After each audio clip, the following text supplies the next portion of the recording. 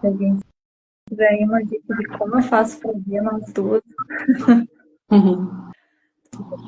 todos começarem. Ok.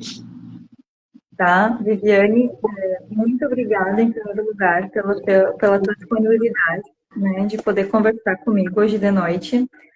Tu estás aí em Santa Catarina, né, participando Uhum. também de um evento, acredito que seja também pela questão do Comitê Sinos, né? Isso, eu que agradeço a oportunidade, né, de conversar aqui com vocês, e para nós do comitê é muito importante que a gente sempre leve, né, essas informações do comitê para toda a comunidade. Nós estamos aqui no primeiro encontro regional de bacias hidrográficas do sul do país, e ontem foi o primeiro dia, hoje é o segundo, amanhã será o último dia, e são diversos assuntos importantíssimos, né, que a gente vem tratando para resolver as questões, né, de gestão de política pública de gestão das águas, né, aqui no sul do país. Que interessante, que bom, bom poder fazer parte, né, estar agregando todo esse conhecimento, né, e ver o que os outros estados também estão fazendo para estar dando cada vez mais atenção, né, para os recursos hídricos, né, porque como eu costumo falar, como outras pessoas também ao meu redor, a gente sabe, né, a água é vida, né, então é muito Uhum. importante. Bom, eu sou a Daniela, tá, faço parte da equipe da Biorrecicla Consultoria Ambiental. A gente atua aqui em São Leopoldo, na região, né, da bacia do Rio dos Sinos, outros lugares também mais distantes também. E hoje, assim, queremos dar esse tempo, né, realmente para poder escutar, né, o que você tem para nos informar sobre a, essa movimentação que está acontecendo aqui no Rio Grande do Sul recente, mas em outros estados já é estabelecida há mais tempo, né, que é justamente a implantação da cobrança do uso da água, né, e o quanto que isso o quanto que isso vai afetar, né, a região e o que pode vir para beneficiar, né, a bacia do Rio dos Sinos. Né? Então, eu lhe peço encarecidamente assim, uma breve apresentação da tua pessoa dentro do comitê e já iniciar aí uma apresentação de como está sendo esse processo. Certo. O Comitê de Gerenciamento das Bacias Hidrográficas, os comitês, né, eles são colegiados, eles fazem parte do Estado, do Sistema Estadual de Gerenciamento de Recursos Hídricos.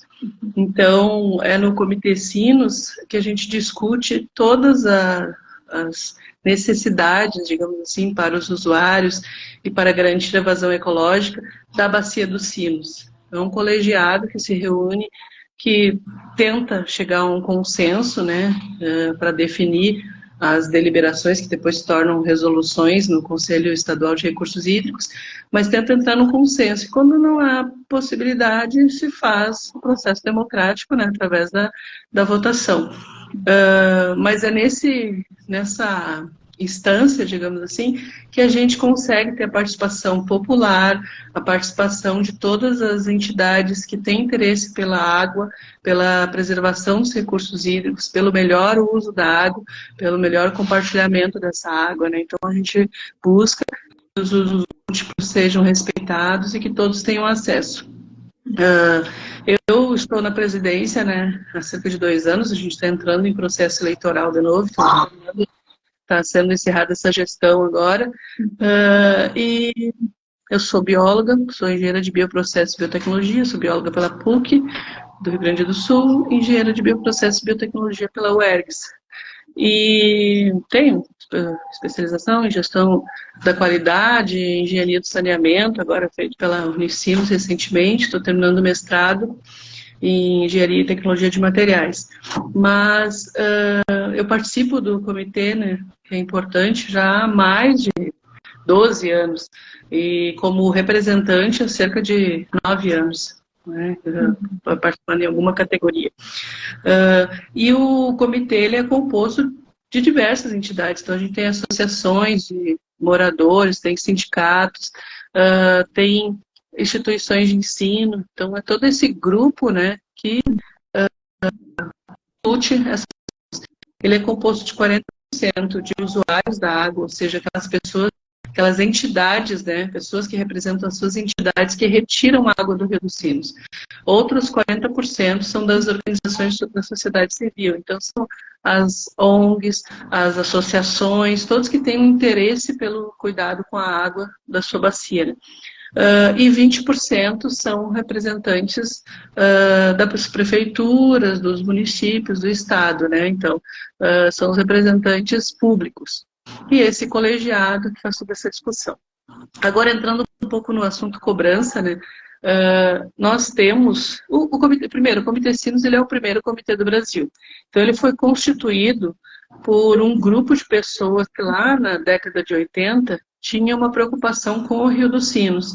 Ele foi constituído através da mobilização de diversas entidades. Então, tinha poder público, tinha a Unicinos, né, uma das faculdades das instituições de ensino que fizeram essa mobilização, outras instituições de ensino do entorno, na bacia. Tinha também empresários da área industrial. Então, todo esse grupo se reuniu preocupado com a poluição industrial que assolava o Rio dos Sinos nos anos 80. Depois dessa constituição desse grupo, onde foi feito um grande seminário para trabalhar essas discussões, foi montado esse colegiado pensando na preservação, na educação e no gerenciamento da bacia.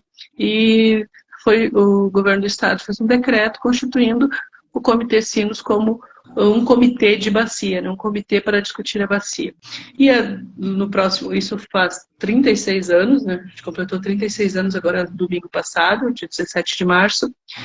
E no final do mês, agora dia 27 de março, o Comitê Gravataí, né, que é nossa bacia vizinha ali, ele completou 35 anos. Então foram os 2 primeiros comitês do Brasil.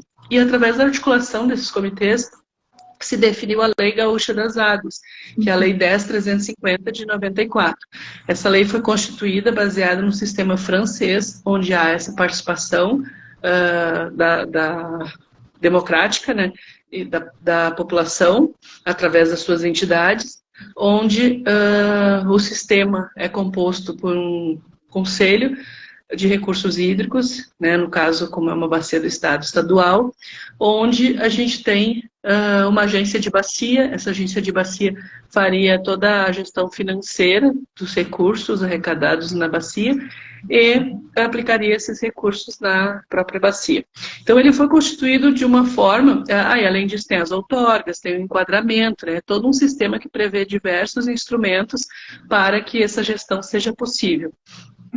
E hoje no estado a gente tem as outorgas, a gente tem na Bacia dos Sinos, a gente tem o plano de bacia, a gente infelizmente tem bacias hidrográficas que ainda não tem o plano de bacia. No Rio Grande do Sul tem 25 bacias hidrográficas.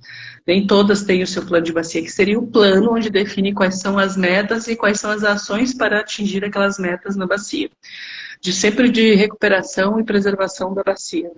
E a gente tem as outorgas em funcionamento, né, que é aquele rateio, o governo do estado, a Secretaria de Meio Ambiente, ela organiza conforme o balanço hídrico da bacia, conforme a quantidade de água de cada trecho, quantos usuários podem utilizar conforme a sua vazão.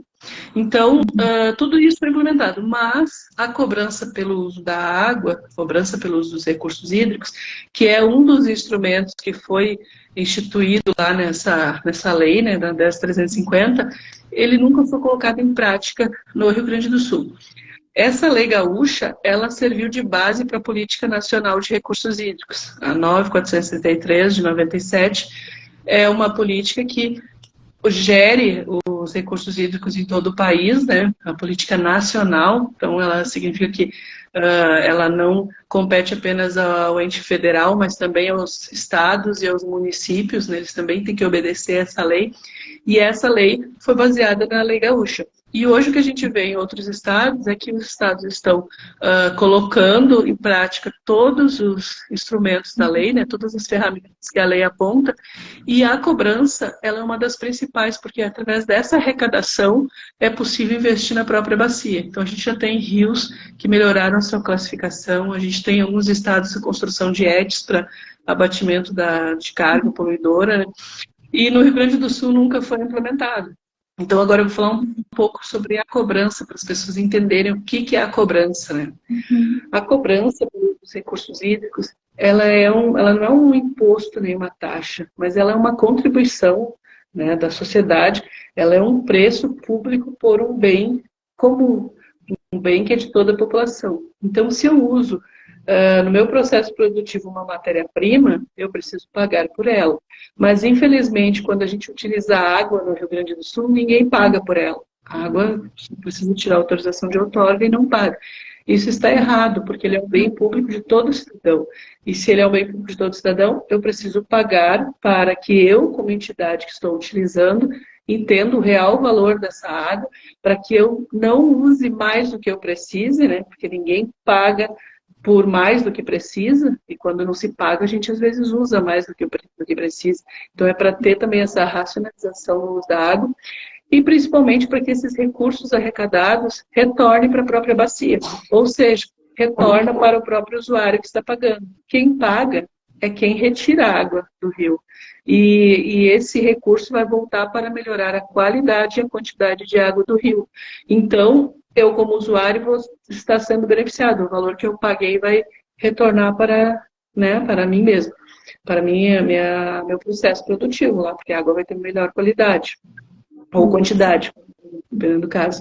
Então, ele é uma cobrança que todos os usuários deveriam estar pagando, né? Isso há cerca de 30 anos, porque a lei é de 94, fará 30 anos agora no final do ano. E até hoje o Rio Grande do Sul está deixando de arrecadar. A gente fica competindo recurso financeiro com educação, saúde, segurança, com outras áreas que são importantíssimas para nós, né? Como cidadãs, como cidadãos também, mas a gente às vezes não consegue ter recurso para fazer as intervenções necessárias na bacia, né? Em cada bacia, para que a gente recupere os rios os arroios, né? De fato. Então, é importante essa implementação, a gente busca muito isso, essa implementação. Outra questão que é importante dizer é que, às vezes, quando a gente, como comitê, né, fala muito sobre isso, parece assim que a gente quer o dinheiro para a gente movimentar esse dinheiro dentro da bacia. Não, esse dinheiro não entra no comitê. Esse valor, ele tem que ser arrecadado pelo Estado, é o Estado que tem que fazer a boletação, né, que tem que enviar um boleto para cada usuário anualmente, e essa arrecadação ela tem que ser totalmente, ela não pode cair num fundo único, nem no Fundo de Recursos Hídricos, nem no Caixa Único do Estado. Esse valor ele tem que retornar para a bacia através de uma agência. Então essas agências, na nossa lei estadual, ela prevê 3 agências regionais, uma da região litorânea, do Guaíba, né, que seria a da Bacia dos Sinos, está dentro da região do Guaíba, e uma outra na região Uruguai. Então, prevê essas 3 agências, a criação dessas agências, constituição deste órgão. Só que a política nacional, ela aponta que não precisa criar uma agência, basta definir uma entidade que já esteja constituída, para não ficar, né, não encarecer tanto o processo, que já esteja constituída e que essa entidade seja, a gente chama de agência delegatária, ou entidade delegatária, que esta seja... que funcione como uma agência, dando esse suporte ao comitê, fazendo as contratações, as licitações. E aí, qual é o papel do comitê em todo esse processo? Tem 3 papéis fundamentais, digamos assim, em relação à cobrança. O primeiro deles é definir o mecanismo. O que é o mecanismo? É como vai ser esse cálculo, qual vai ser a fórmula, como que eu calculo a forma como eu vou cobrar, como eu vou saber quanto que cada entidade precisa pagar. Nós buscamos no Comitê Sinos uma fórmula bem simples, pensando assim um pouco na energia elétrica, né, que é o quilowatt-hora, para que o usuário consiga olhar para essa fórmula e já identificar rapidamente qual o valor que ele precisa pagar. Então, a gente fez o valor pelo metro cúbico vezes a vazão de retirada de água, para ser o mais simples possível. Na cobrança pelo lançamento, ela é um pouco diferente, aí precisa fazer um cálculo através do quilograma de DBO. Além desse papel do comitê, de definir essa forma, tem um outro papel que é definir o valor.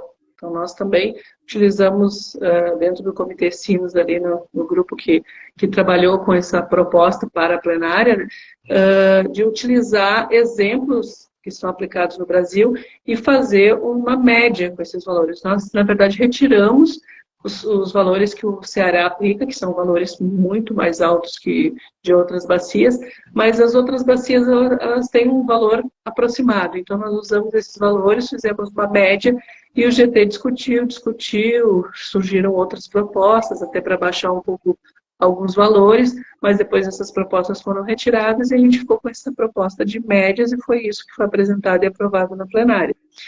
E depois dessas duas competências do comitê, digamos assim, nós temos mais uma, que é, a partir do momento que tem a cobrança, o comitê vai discutir, né, com seus pares ali internamente, aonde que esse recurso tem que ser aplicado prioritariamente. Então, no primeiro, no segundo ano, a gente vai fazer uma intervenção, a gente vai acompanhar a qualidade da água, melhorar o monitoramento, ou das cheias, né, de monitoramento das cheias, ou a gente vai aplicar esse valor para construir uma ET em determinada região que não tem um tratamento de esgoto. Eu acho que é importante dizer também que a gente sabe que a cobrança, o valor arrecadado, não vai ser a solução para todos os problemas, mas ele pode ser um impulsionamento para os financiamentos. Por exemplo, se o comitê consegue ter ali um valor X para gerenciar, né, e definir quais são as ações necessárias, naquele momento, a gente pode conversar com as prefeituras que estão envolvidas para que eles também entrem com um certo valor, que não será necessário um valor muito vultoso, que às vezes é difícil para uma prefeitura, como a gente já vai ter um valor X, né? Então a gente consegue fazer as intervenções necessárias para garantir a quantidade e a qualidade da água. Se tu deixar, eu vou falando. Mas é basicamente esse mecanismo, né, essa movimentação que vocês já têm hoje, sem o recurso da cobrança da água, né? Então, vocês, de qualquer forma, precisam estar movimentando, né, esses patrocínios, esse investimento no que precisa ser feito. Nós temos noção, né, e isso a gente sempre deixa bem claro dentro do comitê ali, quando a gente conversa sobre essas questões, quando há os debates e até mesmo durante as plenárias de aprovação desse mecanismo e destes valores, que a gente não vai começar a cobrança no mês que vem, né? A gente sabe disso. Na verdade, o que nós estamos articulando, e não só no Comitê Sinos, mas também com o Gravataí, com o CAI, com outros comitês, para que cada comitê faça o que lhe compete, né? E aí a gente enviando para o CRH as deliberações que nós fizemos em relação ao mecanismo e preço, que o Estado se movimente, né? A gente vê que o Estado ele não vem avançando nisso, né? Há 30 anos, né? Então, talvez a gente fazendo a nossa parte, de repente nós como comitês, eu falo como todos, né? Nós todos os comitês que estamos organizados no Estado, nós sempre esperamos pelo Estado para que o Estado organize a agência, para que o Estado institua a cobrança. Então, na verdade, o que a gente está tentando fazer é uma espécie de pressão, né, de mostrar para o Estado, olha, nós queremos a cobrança, nós precisamos desse recurso. E aí, de repente, com esta movimentação e encaminhando e fazendo o processo como é um processo normal de uma resolução, né, que a gente faz geralmente no comitê, nos acordos de quem desliga bombeamento para garantir abastecimento público. O comitê trabalha muito com esses acordos entre os grupos, né? Então, a gente fazendo esse processo, pode ser que o Estado lá se movimente e de fato, né, implemente a cobrança, se reorganize. O Estado precisa ter mais servidores, né, nessa área. A gente tem uma defasagem na semana passada, a gente a gente participou de um seminário do aniversário do Gravataí, e nesse seminário tinha um pessoal da Paraíba, da Instituição Estadual da Paraíba, apresentando. E eles falaram que eles têm 120 servidores para trabalhar com os recursos hídricos. O estado tem cerca de 30. E olha o tamanho do estado da Paraíba e o tamanho do Rio Grande do Sul. Então, é preciso que todo o sistema estadual de gestão de recursos hídricos seja colocado em funcionamento, digamos assim. Precisa revitalizar, porque a gente precisa de mais servidores, mais técnicos que entendam, a gente precisa de mais fiscalização, a gente precisa da organização dessas outorgas. Hoje, as outorgas de água, elas estão sendo todas colocadas no sistema. Antes a gente tinha processos físicos e processos no sistema, né, no CIOT, mas hoje o Estado não tem a organização das outorgas para lançamento, por exemplo. Né? A FEPAM dá algumas outorgas para o lançamento, mas o setor de recursos hídricos do Estado precisa ter essa organização, né? Precisa ter esses dados bem claros para que consiga também fazer essa cobrança. E essa cobrança, assim, uma pergunta, né? Ela provavelmente se iniciará nos dois âmbitos, no caso da coleta da água e também no lançamento, ou o lançamento possivelmente vai ficar para uma segunda etapa devido a essa necessidade, né, que a FEPAM faça esse movimento?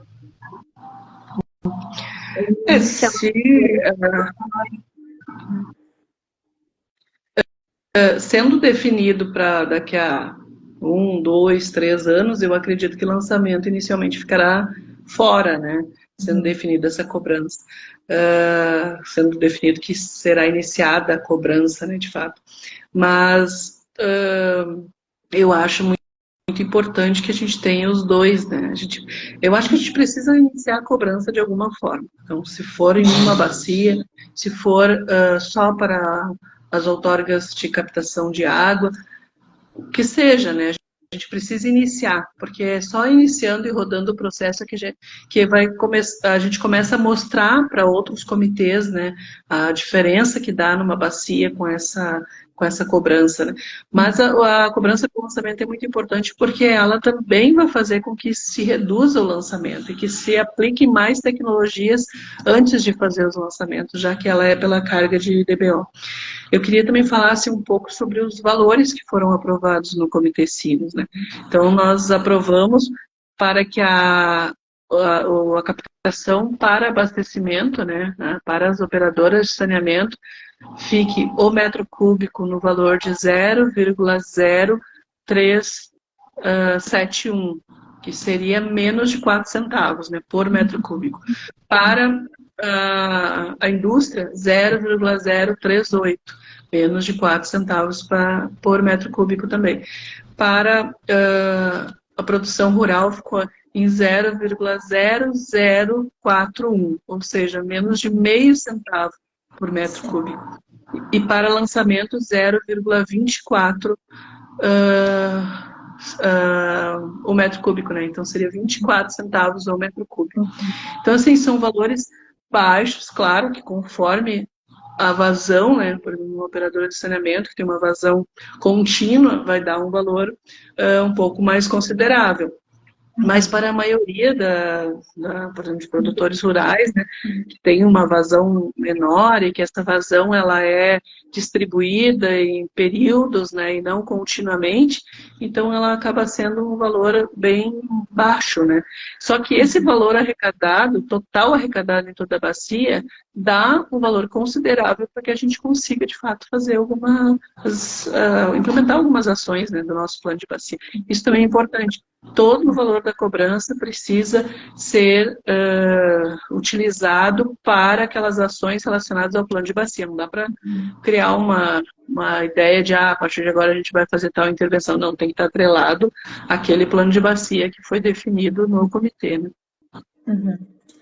Eu acho que é interessante a gente falar mais uma vez, assim, mesmo que você já tenha falado, né, mas essa questão das prioridades dos projetos de melhorias, né, que é justamente melhorar o saneamento, né, tratar a água, né, implantar estações de tratamento, né, desses efluentes, para melhorar a qualidade da água no geral. Acredito que também a educação ambiental seja muito importante, né, se uma parte desse recurso puder vir, por exemplo, para conservação ou para pesquisa, isso é essencial também, são todas prioridades, na verdade, né? Tudo anda junto. Uhum. Isso, no plano de bacia dos sinos, a gente tem todas essas questões apontadas, né? Então, tem a necessidade de pesquisas, né, das instituições de ensino em relação aos agrotóxicos que são utilizados. A gente tem a questão, como eu já tinha falado, da redução da carga poluidora, né? Então, a gente precisa de estações de tratamento de esgoto.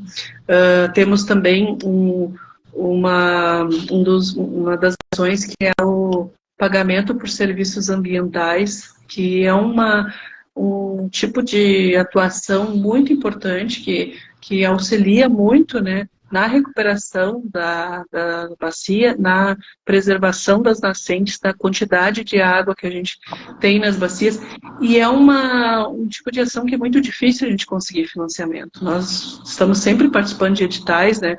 O Comitê Sinos, ele tem uma grande vantagem em relação a outros comitês, né? Porque ele está instalado dentro da Unicinos, né? A Unicinos dá todo o suporte para nós de salas, de internet. Então, com isso, a gente consegue ter um grupo trabalhando e buscando editais, buscando financiamento para projetos, né? A gente tem um projeto Verde Sinos, que é um projeto que já tem desde 2006, onde a gente consegue trabalhar diversas atividades do plano de bacia. Mas esse PSA, né, esse pagamento por serviços ambientais, é muito difícil de incluir um edital, porque o que ele é? Ele é um pagamento que um proprietário que tem uma nascente ali na sua propriedade, ele preservando, ele separando essa área, ele não deixando o gado intervir, né, ele cercando, muitas vezes, não precisa nem fazer um plantio para recuperação, mas cercando para que ela se recupere naturalmente, ele receberia um valor porque ele não está utilizando aquela área para plantio ou para criação. Então, ele recebe um valor para preservar aquela área. A gente chama até de produtor de água, né? Então, ele seria um produtor de água. E esse valor seria pago mensalmente. Então, os editais não aceitam isso, né? Que tu faça um pagamento direto para um CPF, para uma... Então, tu precisa ter uma forma diferente de arrecadar esse valor. E a cobrança poderia ser uma forma, né? A gente sabe que tem muitos lugares, inclusive fora do país, né? Tem vários exemplos. Em Nova York, né? Faz um projeto grande para garantir a água em Nova York. Os produtores que estão bem distantes, né? Nas nascentes dos rios, eles recebem um valor para preservar as suas nascentes, e assim eles conseguem garantir que tenha água na área urbana. Então, esse tipo de atividade é importante para a gente garantir a quantidade de água. A gente não pode perder as nascentes mais do que já perdemos, né? Então, seria um incentivo para que não houvesse uma degradação dessas APPs na região rural. Perfeito. É um ótimo incentivo. Viviane, eu acredito assim, para finalizar, eu quero te perguntar como participar, né, desses encontros, desses momentos de discussão, como ter palavras, né, para estar aí contribuindo, digamos, como cidadã, ou inclusive como uma instituição que ainda não faz parte do Comitê Civil, né? Ótima pergunta. Nós estamos, inclusive, iniciando o processo eleitoral. Então, se alguma instituição tem interesse em participar e ser representante do comitê, é interessante que, né, se atente agora aos prazos e que envie um ofício informando que tem interesse em determinada categoria, né? As plenárias também, elas são abertas. Quem tem direito a voto são aqueles representantes constituídos naquela gestão. As gestões são a cada 2 anos. Mas as plenárias são abertas, inclusive com direito à voz. Qualquer pessoa pode participar, pode pedir a palavra, pode expor alguma questão, pode se manifestar em algum debate que esteja ocorrendo. Isso é totalmente aberto, participativo. Mas, claro, né, para boa organização e formalização, né, quem tem cadeira mesmo naquela gestão é quem vai votar e vai definir ao final ali a gestão, né, das áreas. As plenárias ocorrem sempre na primeira quinta-feira do mês, às 14 horas, na Unicinos, lá no prédio EI.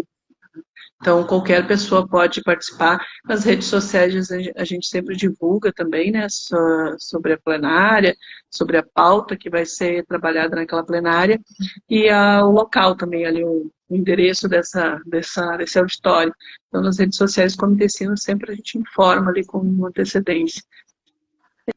Perfeito. Há alguma questão mais, assim, que você sente a necessidade de trazer nesse momento? Eu acho que o que é importante a gente falar é a necessidade, né, da população, da comunidade, compreender o que é a gestão de recursos hídricos, participar, né, desse tema, porque a gente só vai conseguir, de fato, melhorar e ter um avanço nesse sistema se mais pessoas participarem, né? A gente precisa da articulação aí de todas as entidades e da população, né, individualmente também. A gente tem várias questões ambientais importantes para serem tratadas. O resíduo sólido, por exemplo, é um grande problema, né, que ele não pode chegar aos nossos cursos d'água. Então, a gente tem uma série de questões que nós, como cidadãos, né, nós podemos investir, digamos assim, né, em conhecimento, para que a gente consiga, de fato, auxiliar e melhorar a nossa qualidade de vida, né, como um todo. Sim. Essa conscientização, né, da quantidade de resíduo, por exemplo, que a gente gera e da quantidade de água que a gente consome, né? Esse tipo de reflexão é muito importante, né, para a comunidade em si, para trazer também para dentro das famílias, né? E às vezes, hoje em dia a gente percebe que nem sequer vendo uma imagem impactante, as pessoas conseguem trazer um movimento de mudança, né, no seu dia a dia. Uma importante que eu tenho acompanhado também, vou trazer isso rapidamente, é uma organização que eles criaram barreiras físicas para retirar todo tipo de resíduo sólido que atravessa o rio, né, que vem carregado com o rio. E eu já fico imaginando tudo isso acontecendo aqui no Rio dos Sinos, né? O quanto que a gente também ia se espantar com a quantidade de lixo que a gente poderia tirar, só da correnteza. Então, como vocês também conversaram hoje de manhã, né? Eu acompanhei brevemente o webinar hoje de manhã na ABES. E é isso, assim, fazer, quem sabe, essa reflexão, né, e perceber as pequenas coisas que a gente pode mudar no nosso dia a dia e se envolver e se informar, né, sobre movimentos como o Comitê Sinos, como o Movimento Resler, como o Verde Sinos, são todos esses movimentos que vocês estão gerenciando, né, o quanto que é importante a gente saber, né, e poder chegar no momento de fala, inclusive, dentro de uma plenária, né? Então, por isso eu agradeço muito pela sua atenção e desejo também, né, muita sorte, um bom movimento ainda, né, nessas etapas que estão por vir para o comitê, né, assim como aqui na Bacia dos Sinos, ali em Gravataí, que também está acontecendo essa movimentação, e que vocês sejam novamente os propulsores, né, para outras bacias aqui da região se movimentarem contra isso, né, porque as águas são todas, né, nossas, é a nossa água, então esse movimento aqui na bacia também interfere, né, em todo o meio ambiente. É isso mesmo. Eu agradeço muito a oportunidade aqui de estar fazendo essa live junto com a Biorrecicla, né? A gente precisa compartilhar, né, essas informações, a gente precisa mostrar para mais pessoas, né, as atividades que a gente vem realizando e mostrar que é possível o engajamento, né, de todas as pessoas, e é só assim que a gente vai conseguir, de fato, resolver as questões ambientais, né, da nossa sociedade, nossa micro-região, e com isso, né, a união de todos também, de todo o planeta, né. Agradeço mesmo, acho que foi uma boa oportunidade de falar um pouco sobre as questões que o Comitê Sinos vem trazendo, vem debatendo hoje, né? E a gente sabe que é o início do processo da cobrança, a gente precisa avançar com essa questão para que a gente tenha todas essas questões de mudanças climáticas, né, que nos afetam tanto hoje nos municípios do Rio Grande do Sul, para que a gente tenha, né, condições de se precaver, né, de tentar se preparar para essas situações, para a gente garantir realmente a água em quantidade, em qualidade, né, como a gente sempre diz que é o que a gente precisa para sobreviver. Para as futuras gerações, né? Que também vão ter bastante trabalho a seguir, né? Muito obrigada, Viviane. Uma boa noite.